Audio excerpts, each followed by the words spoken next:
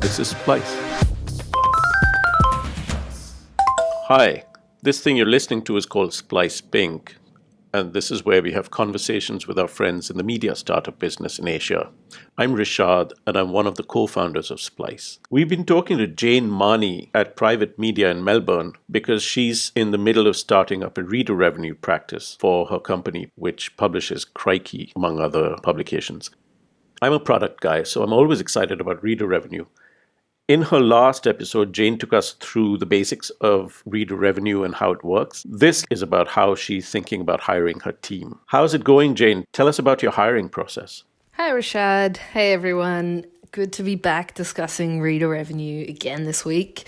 So last week, I kind of did a bit of a really top-level reader revenue 101, just to get us all on the same page about what it is I'll be talking about over the next few weeks. But today I just want to dive straight into it and talk about setting up a reader revenue team, specifically here at Private Media. We had a huge amount of growth last year at Crikey. We just about doubled our reader base. So when I say a reader base, I mean our paid subscribers.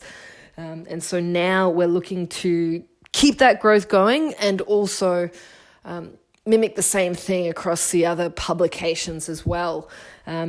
So that's included setting up a brand new reader revenue product for one of our publications, Smart Company, as well as expanding our reader revenue product at the Mandarin, which also, I should add, doubled our reader base last year. So we're on this great trajectory at the moment, and we're just looking to keep that going. So I'll tell you a little bit about the team itself, the kind of structure that we're going for.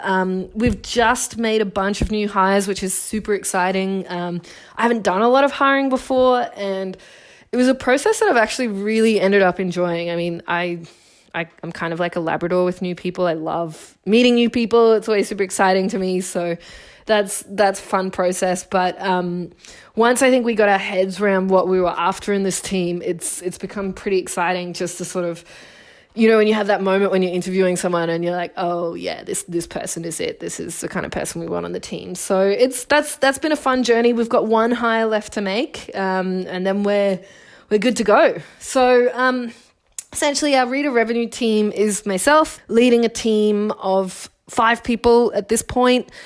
We have 3 brand managers, so one for each of our publications at Private Media. And just a quick recap for those who are just tuning in at this episode. We've got Crikey, which is our sort of general news publication. We've got the Mandarin, which covers the public sector, so it's quite a niche industry publication. And we've got Smart Company, which covers small business. So we have a reader revenue product for each of those publications, and each reader revenue product will have its own brand manager who looks after all the marketing strategy, really executes on that strategy as well, all the reporting around that, and everything else that can entail.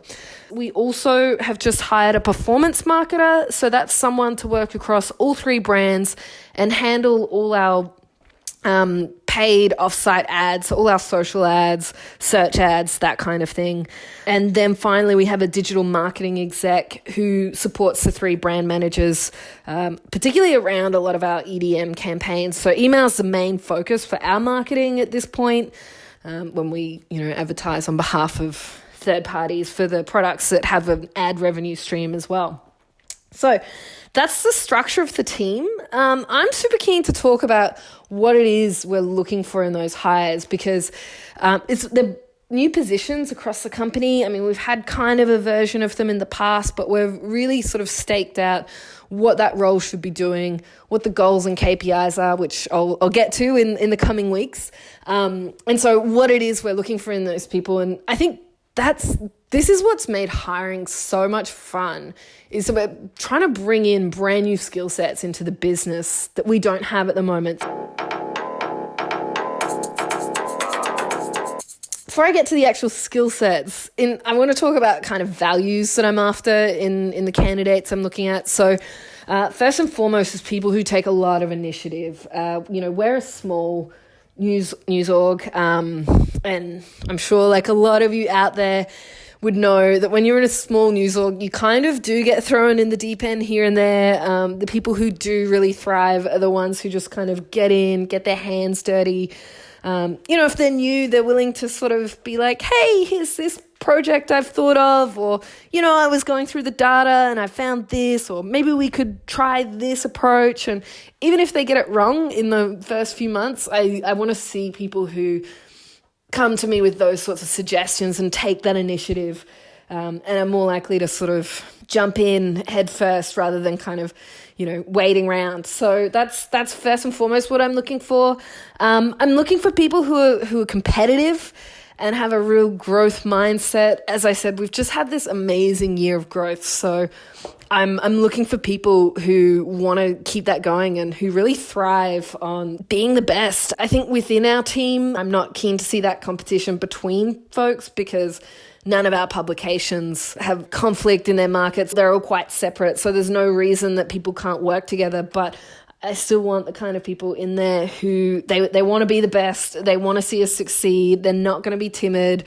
They're going to be more aggressive in their marketing than not. And who are going to sort of keep that growth going, because obviously, as I'm sure a lot of news orgs have found, it's one thing getting people in the door, but holding on to them and keeping that momentum going during year 2 is really what we're trying to do now.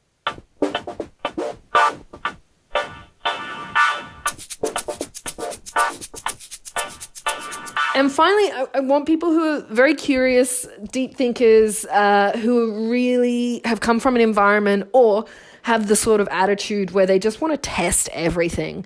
The kind of person that if you say, hey, what do you think about this? And they genuinely don't know, they're going to say, I don't know, but why don't we test it?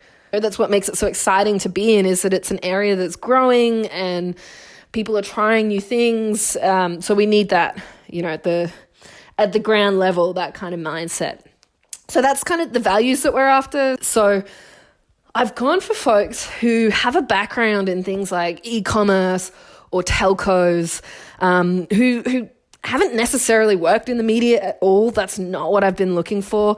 To be honest, particularly in Australia, there's not a huge depth of experience around, people who've done reader revenue marketing. It's kind of a new area. I'm really after people who've worked in these like e-commerce spaces where they're all about lead generation. They're all about user journeys, building funnels, acquisition, trying to compete against churn and that sort of thing. I mean, I know we talk about all these things in the reader revenue space, but it just takes on a whole different mindset when you're talking about people in, e-commerce and telcos. And it's really my belief that if you take someone who is really adept at that kind of dark art of leading someone down the path of never having heard of your brand to being a loyal customer. If you can do that in the e-commerce space, then, selling news it's such a great product to be selling because it has this sort of civic element to it.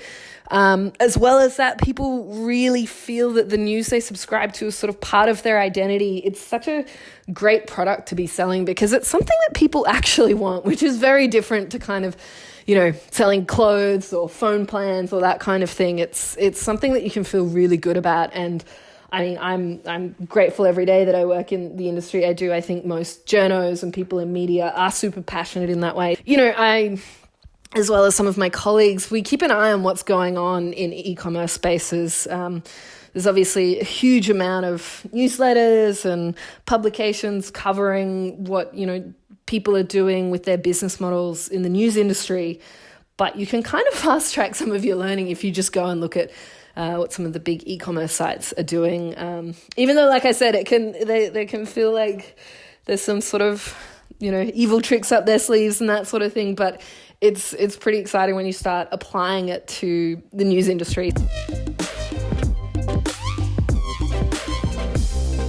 So that's what we're after. That's the kind of team that I've pulled together. As I said, we've got one more hire to go. Everyone that we've brought on board so far just seems like a very intelligent human. Little quirky traits here and there with some of them, but I think it's going to be a great team and super excited to keep everyone updated around how it goes. And once again, always keen to hear questions, particularly if people have thoughts around applying a kind of e-commerce ethos to your user journeys in the news landscape. Interested to know if people disagree with that or if they have other opinions that they'd like to share or any questions. Thanks for listening. See you next time.